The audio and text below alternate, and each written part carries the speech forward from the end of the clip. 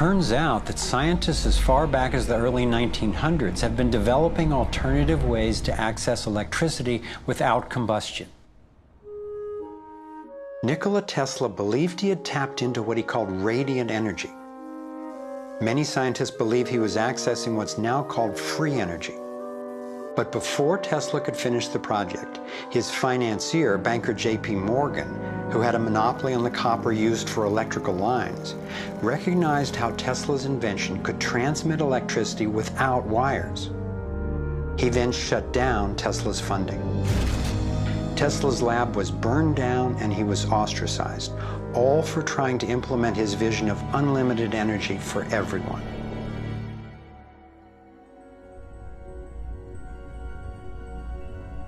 A modern-day inventor, Adam Trombly, was inspired by Tesla's work and by the possibilities of the torus.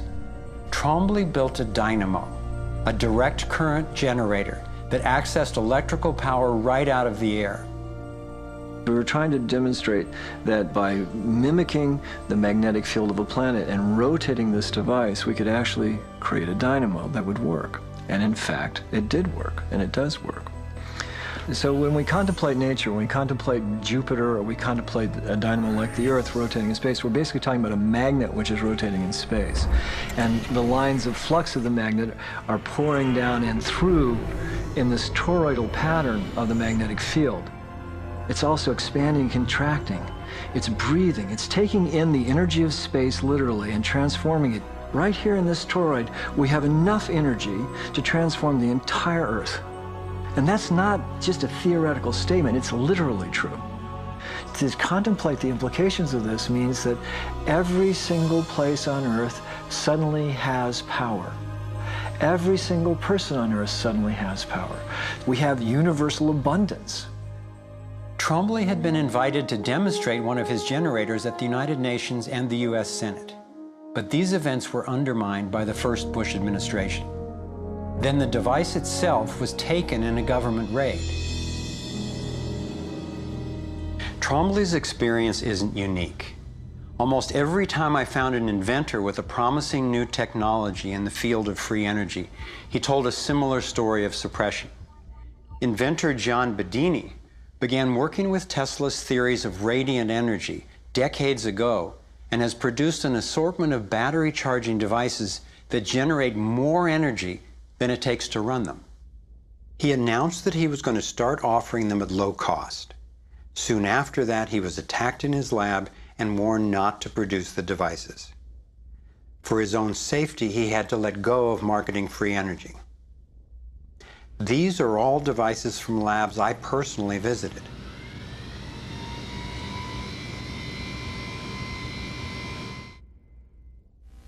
Now,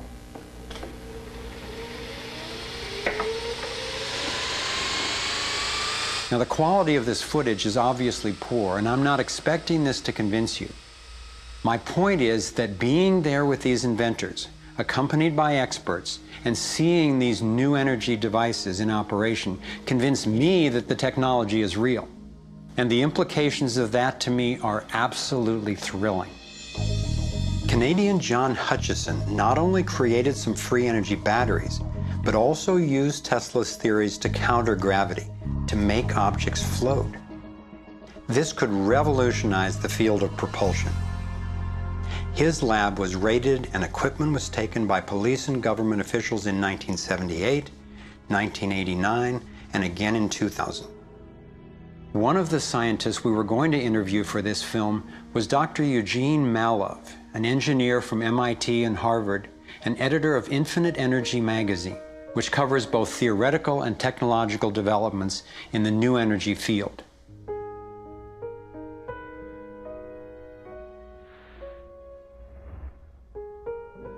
Dr. Malov was mysteriously beaten to death in 2004. If these inventors were all hoaxers and charlatans, I wondered, why are they being suppressed so consistently and so brutally? I asked free energy inventor Adam Trombly why he thought this technology was being suppressed, and if the UFO phenomenon was related. We've had major military people at great risk to themselves say, yes, these things are real. Why do you think the military-industrial complex doesn't want that statement to be made? Because you start thinking about what kind of technology is behind that. That's the bottom line. The suppression of UFO phenomena is hand in hand with the suppression of so-called free energy. The energy is extracted from the fabric of the space around us, which means it cannot be metered. That is a direct threat to the single largest industry in the world, energy. It's goodbye ExxonMobil, goodbye oil, goodbye coal, goodbye linear transmission of electricity through power lines, all that gone. Unfortunately, it's someone's $200 trillion piggy bank.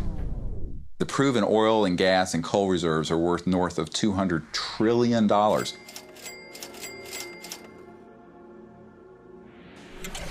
This information coming out would completely change geopolitical power more than anything since, well, in recorded human history. And it would happen in a generation. I started to examine the breakthrough solutions, and much to my surprise, these concepts have been proven in hundreds of laboratories throughout the world, and yet they have not really seen the light of day. Rather than smashing things together and trying to control the explosion, these new technologies rely on blending, of dancing with what naturally is. The common denominator of all the free energy devices I've seen is that they mimic in one way or another the torus energy shape. You don't have to believe in free energy technology to be concerned about the repression of ideas and inventions. I found myself thinking, what better way to justify our dependence on oil, coal, nuclear, and other dangerous and dirty technologies than to claim there are no better, cheaper alternatives? It was my beloved wife and creative partner, Kimberly, who kept bringing me back to the human implications of my scientific research. For me, as intriguing as the torus and ETs and free energy are, the most compelling question was, would understanding these things really help alleviate human suffering in any way? And it turns out it can. So much of the pain on the planet has to do with the lack of access to energy. Can you stay warm? Can you get food and water? Can you get hospital care? All that has to do with energy access. If there is a fundamental pattern, which makes sense to me that evolution would be efficient in that way, and we can align with that pattern to create new technologies that will solve these problems, then it's worth it to me to open my mind to these socially taboo subjects. If the new energy technologies were to be set free worldwide, the change would be profound. It would affect everybody. It would be applicable everywhere. These technologies are absolutely the most important thing that's happened in the history of the world. So given the stakes, I decided to ask who's benefiting from suppressing scientific research? Whose wealth and power are threatened by access to clean, free energy? Who has a motive to set up a world where so few have so much and so many have so little? As an independent researcher, I followed one of the cardinal rules of investigative journalism. If a story doesn't make sense, follow the money.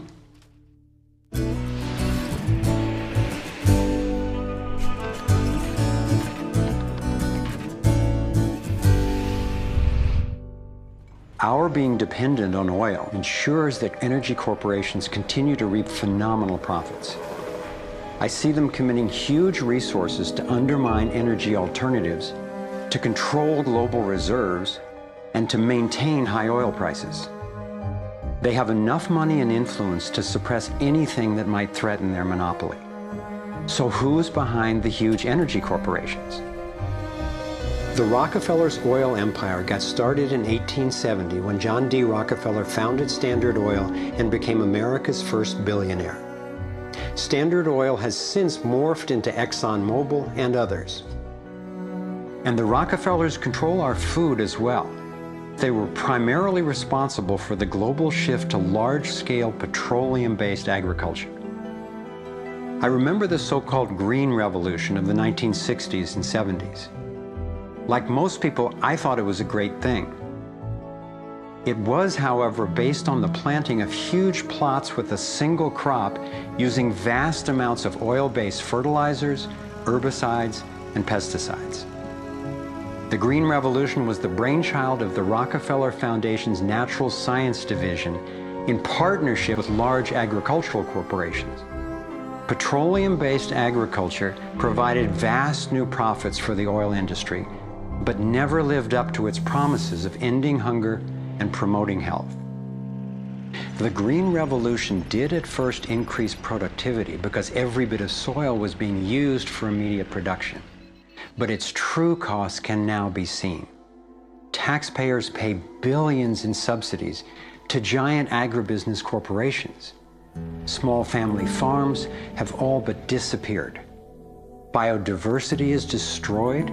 Toxic chemicals poison farm workers and pollute the land, water, and our food supply, endangering the health of us all.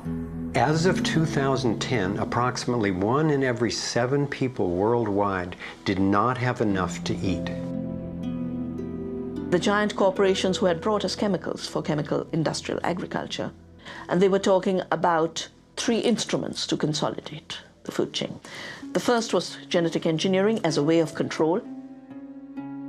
The second was patenting seed and patenting life as a way of control, declaring seed to be private property, treating the saving of seed by farmers as a crime, as a theft of intellectual property.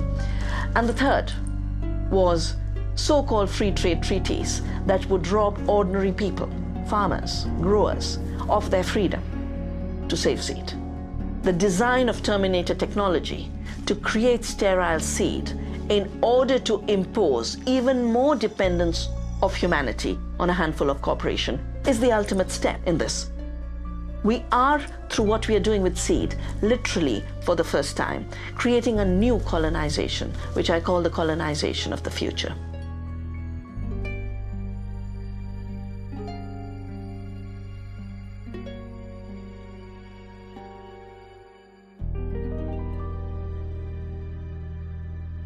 So in 2 crucial areas, energy and food, the same elite banking families and their corporations have taken control, and the consequences have been devastating. For me, it was overwhelming at first to discover such a monopoly of influence, but I knew it was important. Like learning you have a tough but treatable disease. It helps to understand what's causing it and how it operates if the goal is to cure it. So I continued my investigation. If oil and food are controlled by the big banking families, where else does their influence show up? As I followed the money, I began to see this same pattern of control in just about every area of our lives. And I always found the same families in charge, either directly through their banks and corporations or indirectly through their major foundations. Again, it was the Rockefellers who created the National Education Association with help from the Carnegie Foundation and later from the Ford Foundation. What the captains of industry wanted from our schools was an obedient and docile workforce who would be manageable employees and eager consumers. Schools are to establish fixed habits of response to authority. That's why it takes 12 years. You're to respond reflexively when anyone in a position of authority tells you what to do. Like education, health is yet another area dominated by big money and corporations. The American Medical Association, for example, is largely funded by the Rockefellers, who use their funding to influence AMA research and decision-making. The average MD in 4 years of medical school takes 1 course in nutrition, 2.5 hours in many cases, and the materials used, the curriculum materials, are supplied by the National Dairy Council and the National Livestock and Meat Board and other industries, including the Sugar Association, with products to sell that actually undermine our health in the first place. Unfortunately, the way the system of medicine is set up, medical education is primarily funded by pharmaceutical companies. So there's a motive to make and sell as many drugs as possible. It's also a very time-effective way of making money for the physician, for the pharmaceutical company, for the whole medical establishment. But it's really perpetuating the problems it was meant to alleviate. Side effects may include nausea, dry mouth, and constipation. Decreases in white blood cells, which can be serious. Sexual side effects, diarrhea, nausea, and sleepiness can lead to coma or death.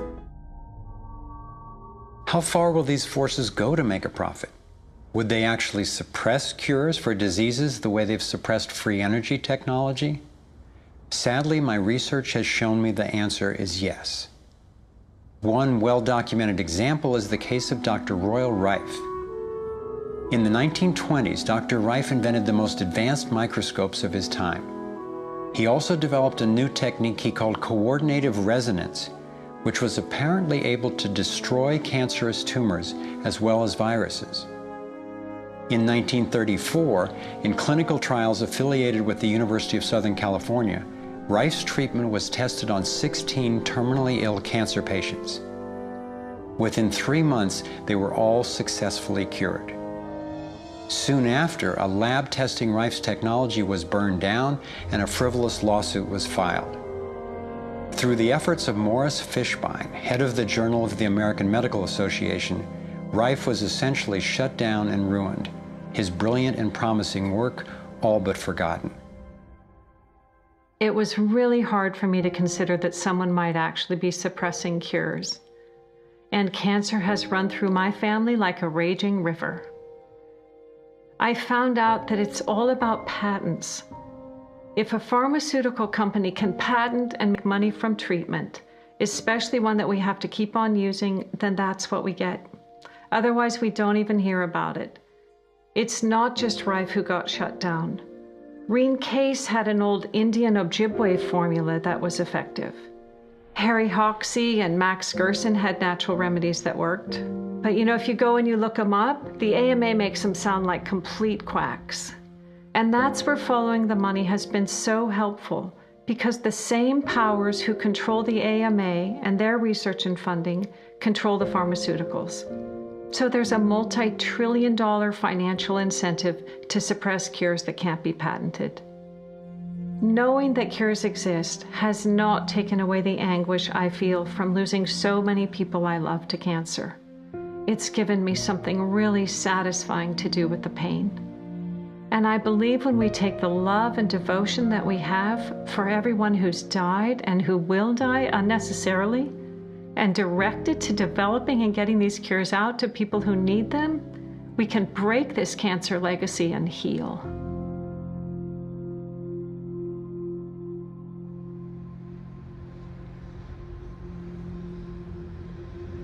As difficult as it was for me, I have come to an inescapable and profoundly disturbing conclusion. I believe that an elite group of people and the corporations they run have gained control over not just our energy, food supply, education, and healthcare, but over virtually every aspect of our lives. And they do it by controlling the world of finance, not by creating more value, but by actually controlling the source of money.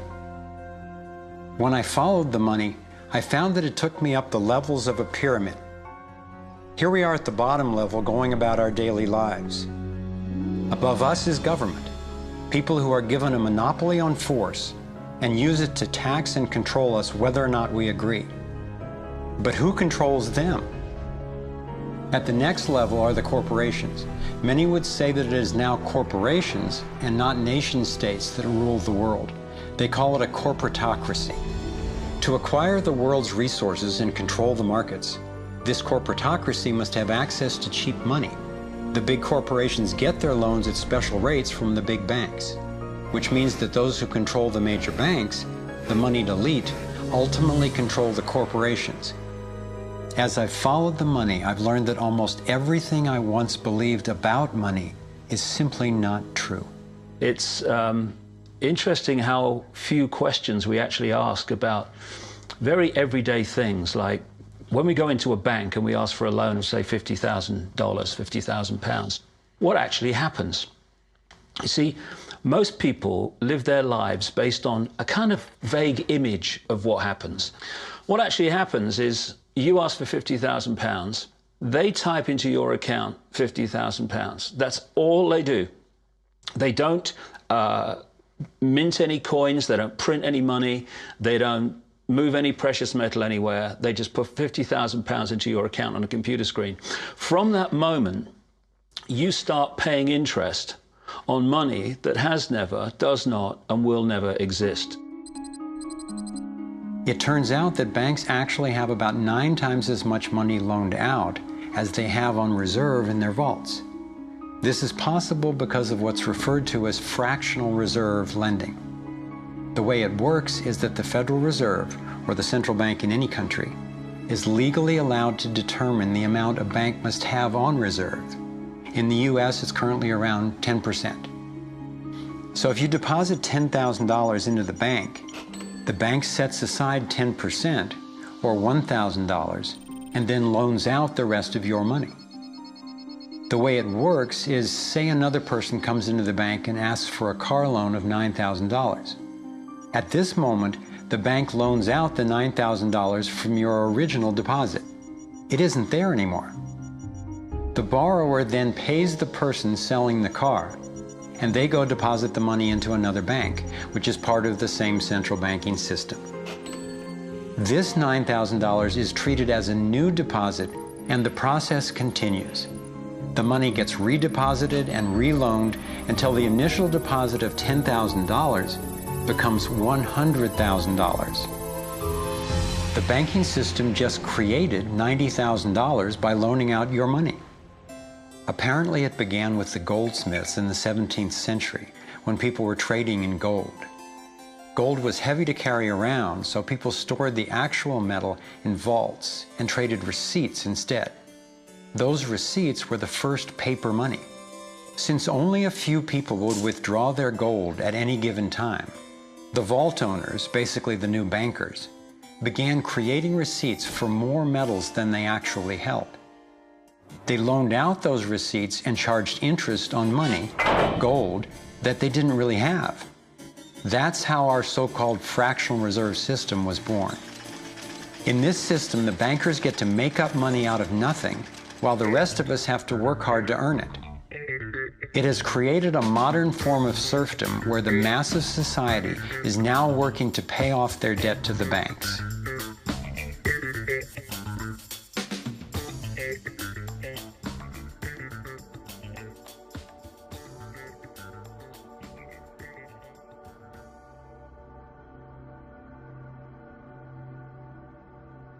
Under this fractional reserve scheme, we inevitably become debt slaves to a ruling class of financial elite, not because they are better or smarter than anyone else, but because they have rigged the system to benefit themselves at the expense of most people on the planet.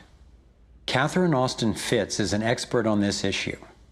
She was an Assistant Secretary of Housing and Urban Development under President George Bush Sr., and then an advisor to the Clinton administration. Let's set up a game of Monopoly and you want to buy Park Place. What I can continually do is just print money, give myself more money, lower the value of your money by printing more. No matter how hardworking you are or how successful you are, I can always end up buying you for free. So how come if you or I make up money, it's called counterfeiting, but if the banks do it, it's increasing the money supply? How did the banks get this power? This is Jekyll Island, where in 1910, representatives from the Rockefellers, Rothschilds, Morgans, and other private bankers gathered secretly to draft the legislation that would create the Federal Reserve. Ed Griffin literally wrote the book on what happened at Jekyll Island. Central banks are banking cartels which have gone into partnership with the respective governments in the countries where they operate. And they've been given monopolistic power over the creation of the nation's money supply. That's what the politicians handed to them as a gift, you might say, for the partnership. Now, in return, what did the bankers do for the politicians? They promise to create money out of nothing now that they've got this legal power to do it anytime the government needs it. And since 2008, we've witnessed the greatest fake money printing run in recorded history. This financial sleight of hand disguises the costs, hides who's to blame, and leaves us as debt slaves working to pay off the bill. I found it revealing that in the same year the Federal Reserve was founded, 1913, the Internal Revenue Service was also established. An income tax was then instigated so you and I would have to pay the politicians' debt plus interest to the bankers. The problem is we have a privately owned central bank system in the United States disguised as a government-owned system.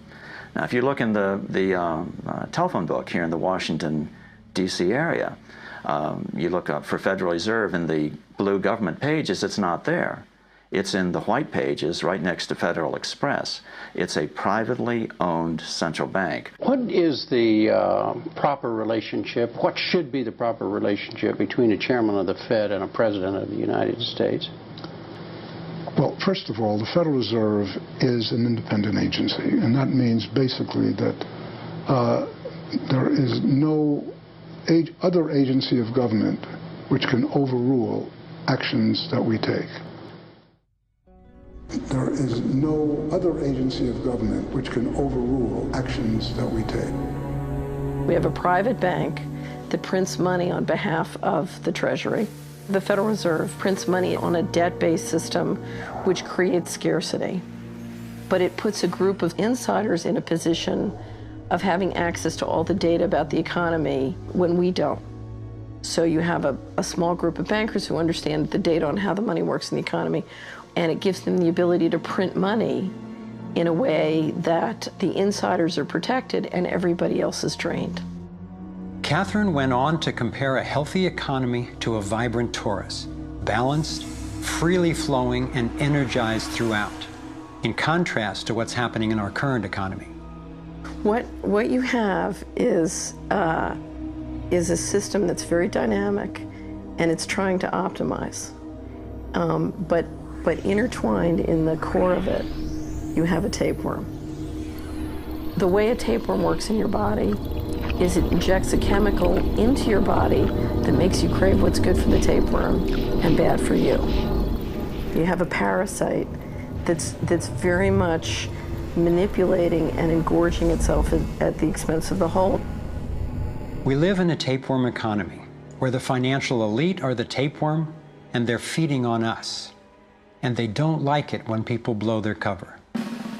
After Catherine began exposing government corruption at the highest levels, the FBI raided her company and seized its assets. She was dragged through the courts for 10 years before being found innocent. So we've got the Federal Reserve, a privately owned corporation with a monopoly on creating money, but with no accountability, backed up by a government with a monopoly on force. The country got sold on the Fed as an institution that would help stabilize the economy and remain independent of politics. But in fact, in close to a century of existence, the Federal Reserve has done just the opposite. Since they took charge, we've been robbed through inflation, and the purchasing power of the dollar has declined more than 96%. And the wealth gap makes it clear most of the money is going to a very few.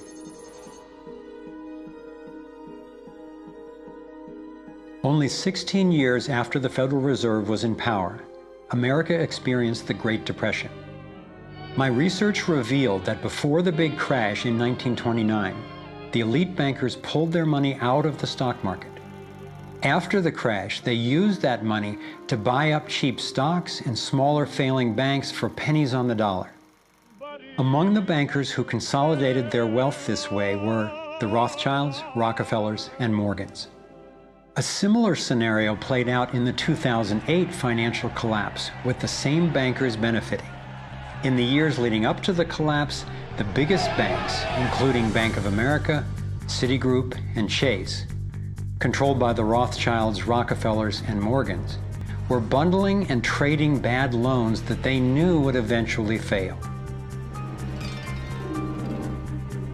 It's like putting rotten oranges in a box and selling them as grade AAA. The bundlers of the debt knew it was only a matter of time before someone would open that box and see that the content was worthless, since they were the ones who packed the boxes in the first place. When the rotten oranges, what we hear about as unsound loans, derivatives, and credit default swaps, were finally discovered, everyone was impacted. People lost their homes, their jobs, their businesses, and their retirements. Meanwhile, the biggest banks who created the problem in the first place were the ones who got bailed out. Why's that?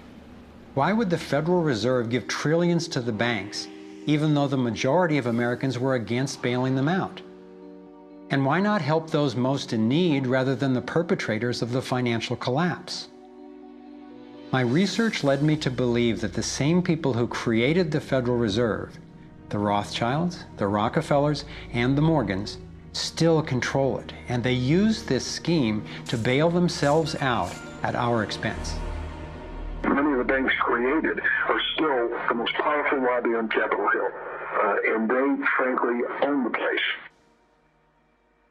I'm convinced that the near collapse of the economy in 2008 resulted from an orchestrated pump and dump scheme designed and executed by the big bankers to consolidate wealth and power. David Icke explains how he sees the Federal Reserve rigging the so-called business cycles. Stage one, it's like throwing a fishing line out. Stage one, you put lots of money, units of exchange, into circulation. You do this by pushing interest rates down, by making lots of loans. This is the part of the cycle we call a boom. Because there's lots of units of exchange in circulation, there's lots of money changing hands. That generates lots of economic activity. That generates jobs. And as more and more money is spent, there's more demand. So companies take out more loans of fresh air money to increase their production. People get confident in their everyday lives. Hey, you know, I work for this company. They've got lots of orders. It's really going great. My job's safe. I tell you what, we can have a bigger house. Then they start to change it. What they do is they pull the fishing line in. They push interest rates up. Now, fewer people, are taking out loans, and they make the criteria for having a loan from the bank stronger anyway. And also, now, as interest rates have gone up, a larger part of people's income is going to pay back the extra interest and not being circulated in buying things. Suddenly, there's nothing like as much money in circulation, and therefore, fewer things are being bought. Companies start to go down in terms of their profits. They start to shed jobs, and they start to go out of business. People lose their jobs. They can't pay the mortgage anymore of the big house they took out in the good times. Now what the banks are doing is starting to reel the fishing line in, because as they go bankrupt, companies and individuals, the banks get the real wealth, the property, the land, the resources that they had signed to them for lending merely figures on a screen. Now this economic cycle of fishing line out, fishing line back, lots of units in circulation, pull them in, has been going on for centuries. And what it's done, it's stolen and accumulated the real wealth of the world in the hands of the few.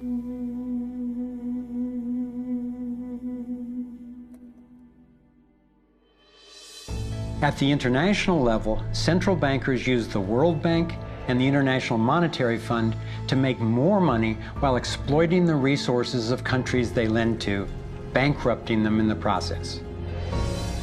The central bank of central banks is the Rothschild-created Bank for International Settlements. The elite are positioning themselves to control access to virtually everything we need to survive. No matter where you go in the world, the money is controlled by the banking system. They decide if people eat or if they don't eat. Who's a billionaire and who lives on less than $1 a day? He who controls the money controls the world, and a very few control the money.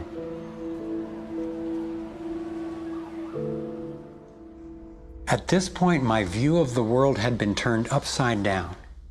I was struggling with the realization that the failure and suffering of so many is actually success and fulfillment for a few. The elite central bankers who fooled the world into letting them create money. They already have vast fortunes, so what is their end game? What is their ultimate agenda?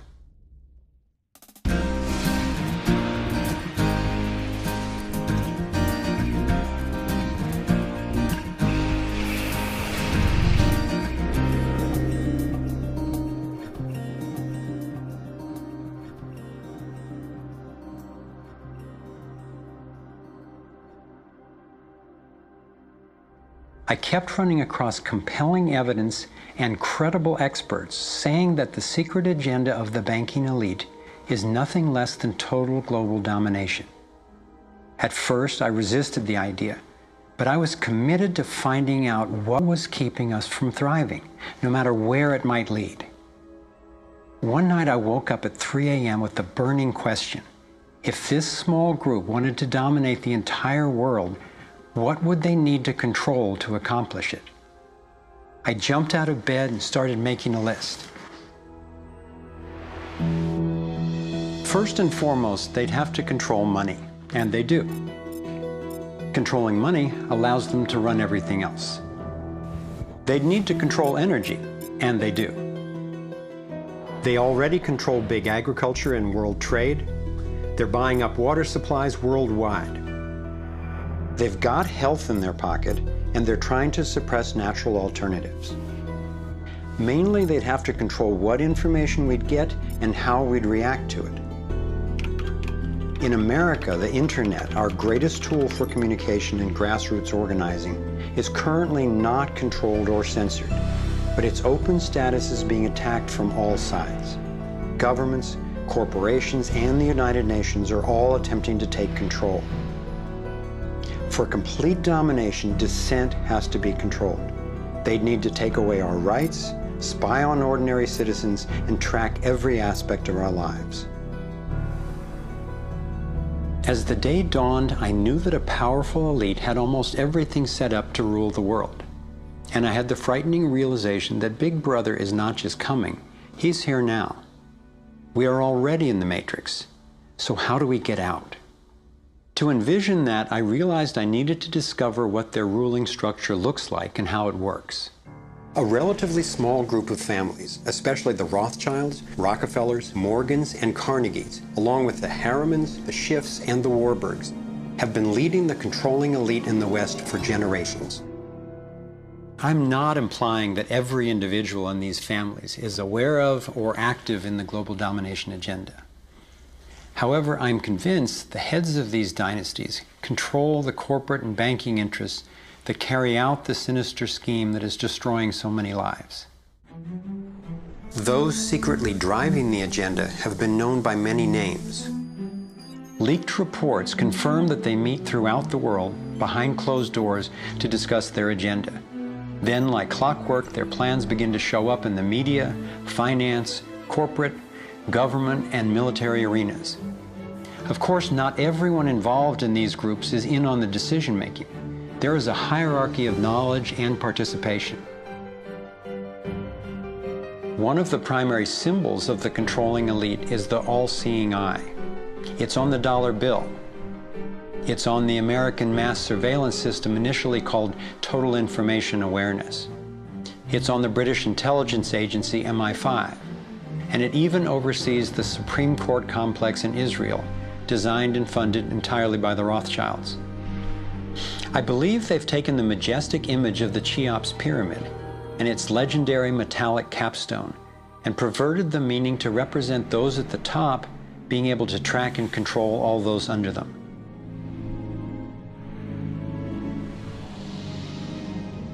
One of the painful ways this information has been used is by people who want to promote anti-Semitism. They wrongly call this a Jewish agenda and continue the ongoing racism that undermines and destroys so many lives. Let me be clear, This is definitely not a Jewish agenda. It's been documented that central bankers even funded both sides of World War II, as well as some of the corporations associated with Hitler's atrocities against the Jews. Since these people have more money than their families would need for generations, and since they have the power to create money, I don't believe wealth is their end goal. After you have all the material things that you could possibly want in life, what is left to excite you? And for many people, the answer is power, global power. They became intellectually elite. They began to think that they had a plan that was better than anybody else's plan. They got the idea that freedom is dangerous. If you give people freedom, you know what? They're probably not going to use it wisely like we think they should. We are smarter than they are. And for their own good, we should rule them. As I came to accept the idea of a ruling elite planning for total global domination, I began to hear these same people actually talking more boldly and publicly about it, only they call it the New World Order. When we are successful, and we will be, we have a real chance at this New World Order. It is a new world order with significantly different and radically new challenges. A new world order can be created. It's a great opportunity.